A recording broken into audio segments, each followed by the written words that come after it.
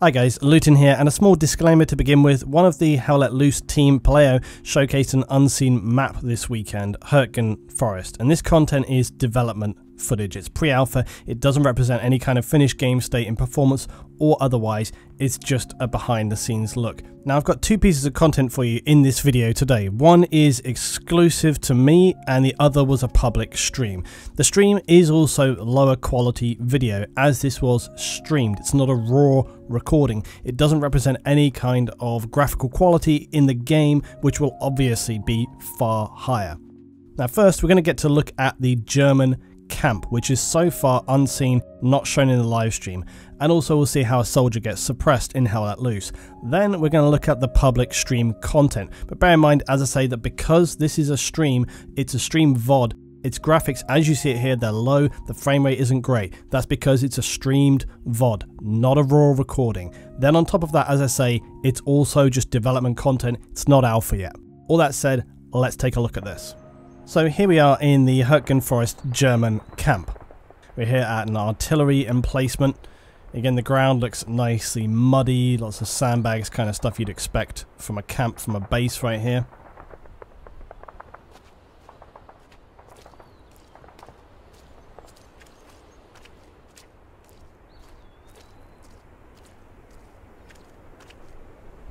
And there's a nice amount of quality, like in the variation of the plants and so on the ground, as we'd seen on some of the other maps already in the more Western European stuff. Okay, a little German half-track here as well. And remember, in Hell Let Loose, it's going to be one of those games where you can control and move around a lot of vehicles. That's going to be a big part of the game, is to bring up reinforcements, bring up support, bring up logistics, not in an entirely dissimilar way to something like Postscriptum.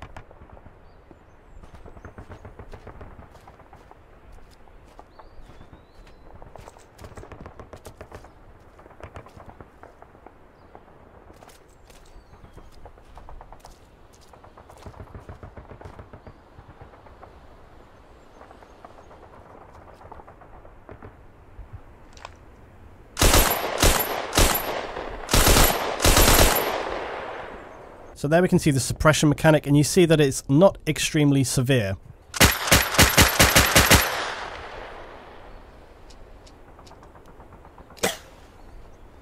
I really love that little spin on the grenade there as well, on the stick grenade.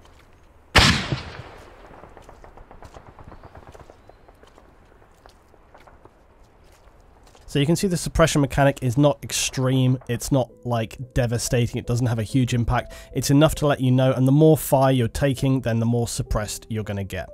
Right, so now here we are. Now this is the streamed content, and straight away you can see what I mean about the quality. It's a little bit fuzzy, it's a little bit washy around the edges. That's just the way it is with a stream. Also on the stream that this was done kind of like in picture, so I've had to kind of like crop it down.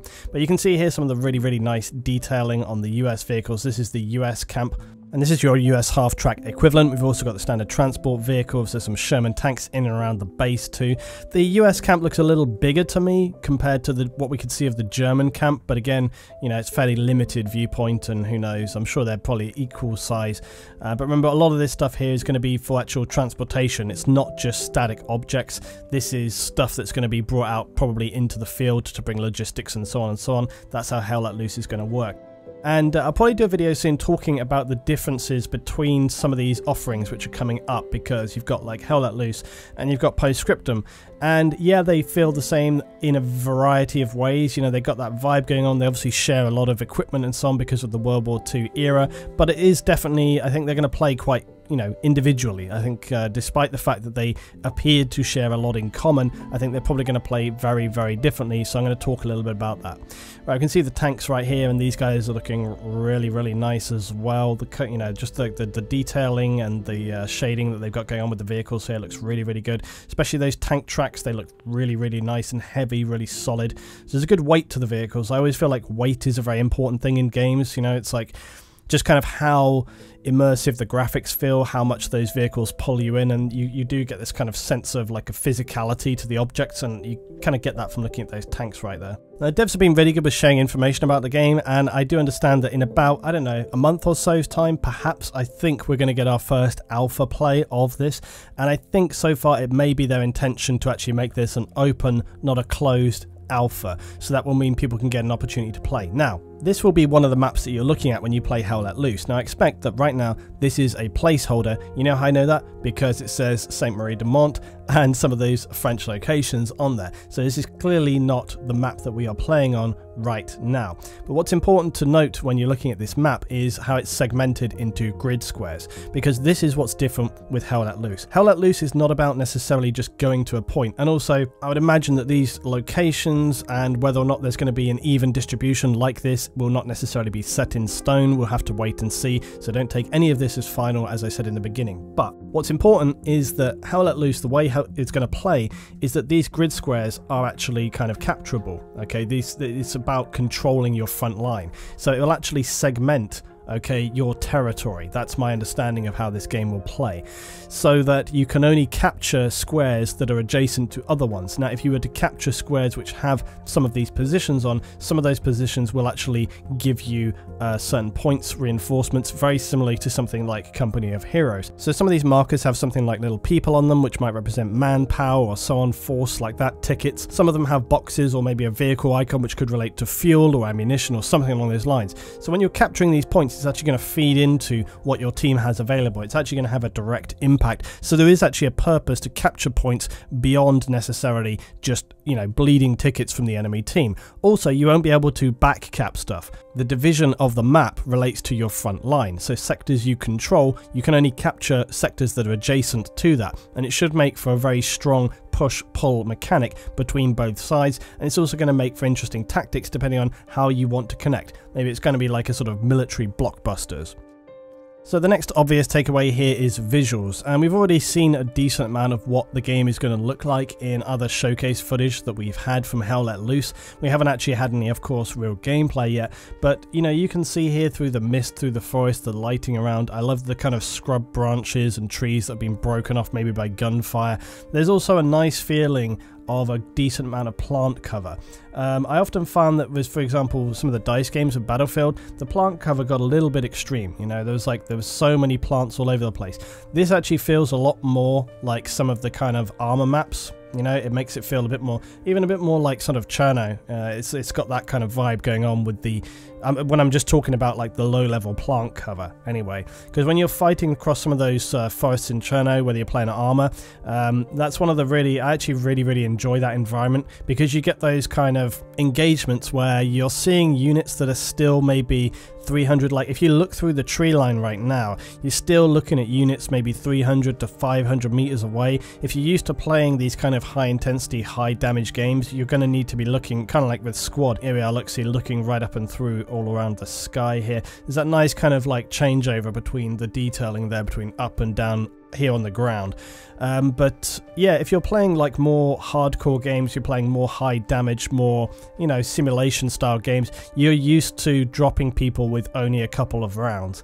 And so with these trees are going to provide very little cover, and it's actually quite terrifying. Just from walking around the forest here like this, it doesn't feel like very much because not very much is happening. But when you're running around in a forest like this and you hear those bullets cracking and flying over your head, you're going to be hitting the deck, and you're going to be crawling towards the nearest tree, because unless you've got eyes on or you roughly know where that target is, the chances for you to stand up and survive are going to be slim, and that's what's really intense about these kind of situations. You've got to think of this when you look at it as how it's going to play out. Running around here and you just hear, maybe you've running across here, MG42 just starts lighting you up, okay, or there's a load of grenades flying in or whatever, maybe some artillery comes flying in, just hitting all around you. And that's what's always really intense about these kind of forest maps, is just hearing those rounds coming in, cracking through. It's not the same as in some of the more urban situations where you feel like you've got more cover around you. You feel more exposed always in these kind of situations, and also you really get an idea of the scale of these maps. These are big maps, okay? This is not like your standard sort of small multiplayer maps. They're big maps. They're going to take a long time for you to run around. It does raise one question for me, which is the length of playtime for the game. because obviously, you know, a round has to be long enough. It actually really makes me hark back to some games that I used to play, you know, back in the day. And, you know, those games would last maybe, you know, a whole day sometimes fighting over, you know, one thing. It's I'm not talking about FPS games here, but, you know, some of the games I used to play back in there, I'm not going to say it, but some of them would take a long time. And I kind of wish that you would actually have that with these kind of games, where it would be like this big ongoing struggle, where it would be up on a server and you could actually play for like 3 or 4 hours on one round, just fighting through. And then maybe you take a break for 2 hours, you come back and you can get back in onto the same game and it's still going on. I don't really think of any FPS game which plays like that, but it would be pretty cool. But yeah, we've got no idea really about sort of how long the game's going to last with this, and that'll be something that'll be interesting to see when it comes up to this alpha. I'm not really sure what they're going for in terms of whether they're going for like a sort of longer, more campaign style mission where it does take an hour or so to complete a round. That's not unusual for something like Squad to take 45 minutes to 50 minutes to complete a round, and I would have thought with, you know, the thing is, it has to be long enough if the game is going to have logistics and the idea for capturing points to secure extra resources for your team to bring up, like armor or light armor and things like this.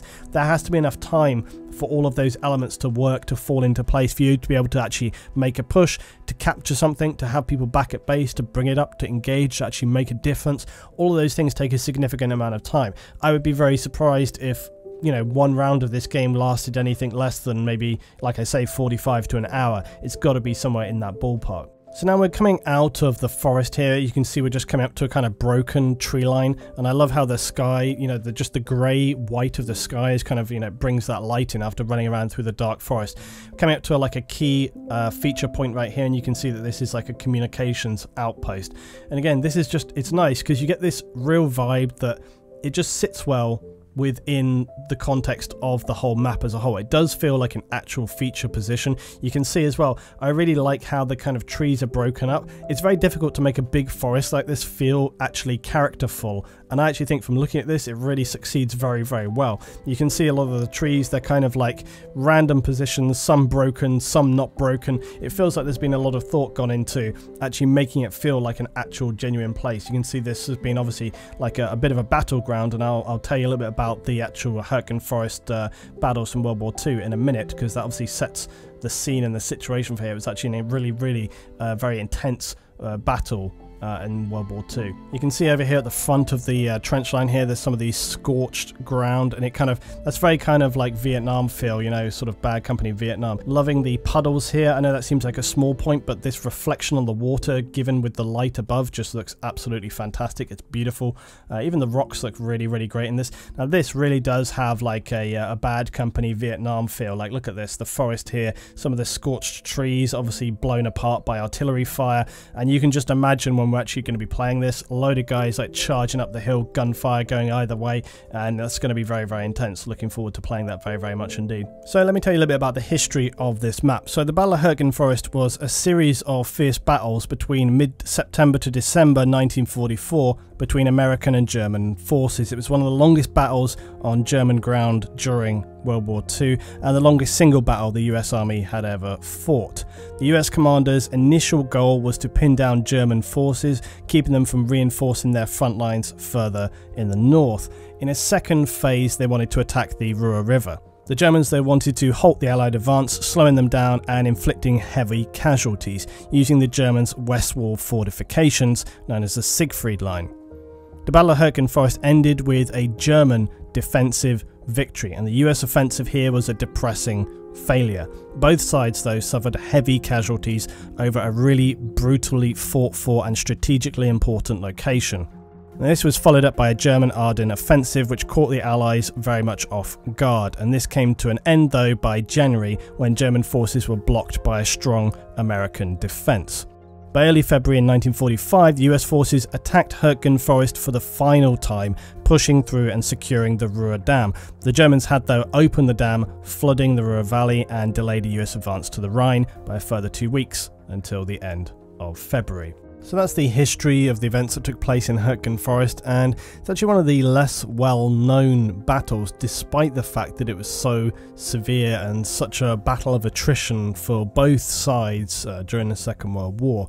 But I think it's because various other offensives followed up afterwards, and it just kind of got forgotten, kind of left by the wayside. So it is actually a not necessarily positive, but it's always a good thing, I guess, to know history, and when a game selects a location, you know, it makes people talk about it, which is what I'm trying to do right here. So yeah, we've got another little compound here. There's a bridge crossing across here. Strangely reminds me of the bridge from Evil Dead for some reason. I think because it's A, broken, and B, misty, but there you go. But again, look, I like all this kind of destroyed detritus around the area here, the sort of timber, the lumber falling around here, broken planks all over the place. It does have this yeah, fought over feel. You know, you do get the feeling that like this whole area is being kind of like smashed apart, destroyed, like I said, by artillery, and even the trees are kind of weathered down. Do you know what I mean? Like the trees are not all full and pristine and standing. You know, they look like they've been shot to pieces over a long period of time. But I like how if you, for example, look to your left and to your right, you've got these full forest sections. But as you look up the hill here, you can see it's just been absolutely smashed to pieces. Just showcasing, I think, a little morphine ampule there as well. And then some bandages. Nice to see the binos here. One thing that's very, very interesting with this is you can see just how difficult it is to really get a clear picture because of the mist and haze that's running throughout the forest here. So, and again, we know this is not like some game limitation or feature. This is deliberate, because by looking at the previous maps, the previous gameplay that we had seen already, you know, there was no issue with that whatsoever there. You know, just standard view distance, very, very far. So this is a deliberate choice by the devs, and I think the only conclusion that you could draw is that they don't want people sitting like 800 meters away with sniper rifles picking people off through the tree lines. They want people to be able to actually advance up and get into each other, get into the, you know, the real meat of the action here. They want it to feel, I guess, not claustrophobic, but they want to get people into a more medium close quarter range environment to actually be fighting through the trees and not have to think constantly, okay, I'm going to step out and die. I think that's the difference, is that whilst on the kind of French map, yes, you've got open fields and what have you, but most of the time you're only going to have to cross an open field, whereas with this, you've got some of these large open spaces of tree line, and you know, you could have people be picking you off there. On the other hand, it could just be an environmental stylistic thing and not have anything to do with gameplay at all, but having this kind of haze, as you can see from looking through the binoculars, will actually limit your view distance, your ability to aim down sight and actually get onto people. You know, right here, you're really going to struggle to see more than 150 meters ahead of you, so that's really going to mean that, and again, you know, if you've got this kind of stuff going on around capture points, around secure points, that means that people are going to be able to get up on you without you really having any ability to you know that they're coming. They can come at you from any different angle. It's going to provide really good cover for flanking around and trying to secure a position, all this kind of stuff. Like I said, the game's not going to really be designed around back capping, but you know, for example, if you were trying to move around in onto a grid square to actually secure that point, there's nothing to stop you coming at that point from the west, south, east or north. You're still going to get onto the point to secure it. Okay, lastly, we just got a little look at a couple of the weapons here. So we've got the sniper here, and again, not too sure about the fully blacked out view all the way around, so it just focuses on the sniper scope. I'd rather that was just darkened off or blurred out or whatever. So yeah, got that going there, and you can just see running around here kind of how it looks and feels and handles. But again, you know, this is all kind of placeholders. And then I'm just going to leave you guys with a little bit of firing off of the M1 Garand to finish off for the day. So tell me what you think about Hell Let Loose down below, guys. Any questions, any thoughts? I'll get it through to the devs. Tell me down below.